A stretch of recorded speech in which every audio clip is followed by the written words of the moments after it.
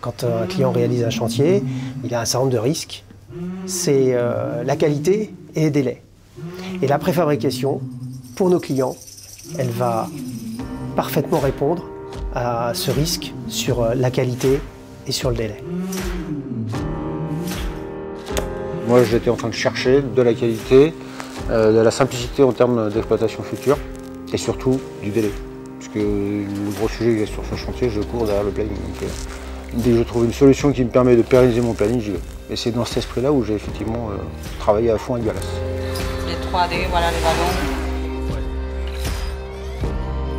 On a réfléchi. Ceux qui ont réfléchi, c'est Balas, bien sûr. Ils ont fait leur boulot d'entrepreneur. Ils m'ont proposé quelque chose que j'ai défendu auprès du promoteur.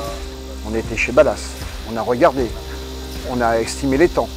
Alors, bien sûr, la qualité et le timing font que c'était une très bonne idée et que le coût en plus-value de ce travail, finalement, aujourd'hui, il est effacé.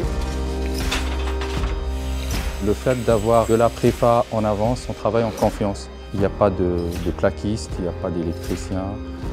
On ramène la préfa, on raccorde la préfa, on n'est pas en coactivité. On travaille en sécurité.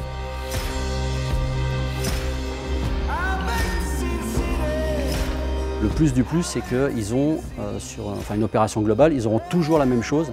Un élément préfabriqué sera toujours le même. Donc au niveau de la maintenance, au niveau de pièces de rechange et tout ça, c'est pas quelque chose qui est un petit peu disparate.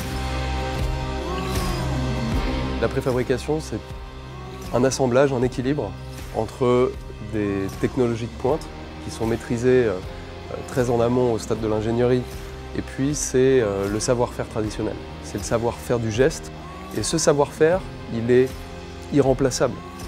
La façon dont travaille l'entreprise et dont travaillera l'entreprise demain s'appuie sur ces deux notions.